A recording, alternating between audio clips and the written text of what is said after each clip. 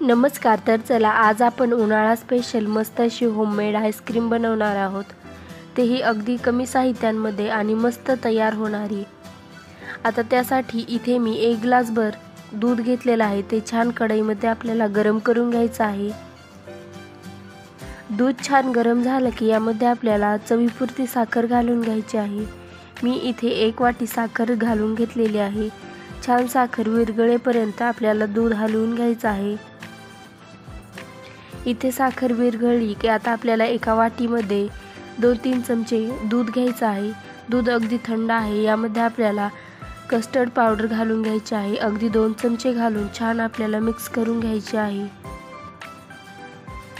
आता थोडं थोडं करून आपल्याला हे कस्टर्ड दुधामध्ये घालून घ्यायचं आहे आणि छान हलवून घ्यायचं आहे. तर अशाच पद्धतीने सर्व दूध घालून घेतलेलं आहे आणि छान इथे दूध घट्ट होत आहे. छान दूध घट्टसर झालं की आपल्याला थंड करून घ्यायचं आहे. दूध इथे छान घट्टसर झालेलं आहे. यामध्ये मी थोडेसे ड्रायफ्रूट्स घालून घेतलेले आहेत. दूध थंड झालं की एका डब्यामध्ये काढून घेऊया. आता हा डब्बा 30 मिनिटासाठी आपल्याला फ्रीझरमध्ये ठेवून द्यायचा आहे.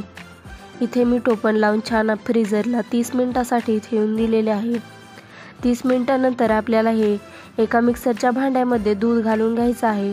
त्यानंतर इथे मी फ्रेश मलाई घेतलेली आहे, तेही घालून घ्यायची आहे आणि छान मिक्सर वाटे फिरवून घ्यायचं आहे. तर इथे आपले हे कस्टर्ड दूध जे आहे ते मी छान मिक्सरला फिरवून घेतलेलं आहे. परत एकदा त्याच डब्यामध्ये घालून आपल्याला सेट होण्यासाठी रात्रभर ठेवून द्यायचं आहे. आणि मस्त अशी दुसऱ्या दिवशी आपली आईस्क्रीम सेट झालेली आहे. काढून पाहूया. तर तुम्ही पाहू शकता खूप छान तयार झालेली आहे.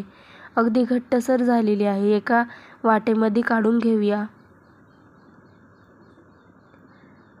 तर तुम्ही पाहू शकता खरंच खूपच छान तयार होते. तुम्हीही एकदा नक्की करून पहा. व्हिडिओ आवडला तर लाईक, शेअर, सबस्क्राईब करा. व्हिडिओ कसा वाटला नक्की कमेंट करून सांगा. आता यावरून आपण काजू बदाम घालून घेऊया. अगदी खायलाही मस्त आणि झटपट तयार होणारी आपली आईस्क्रीम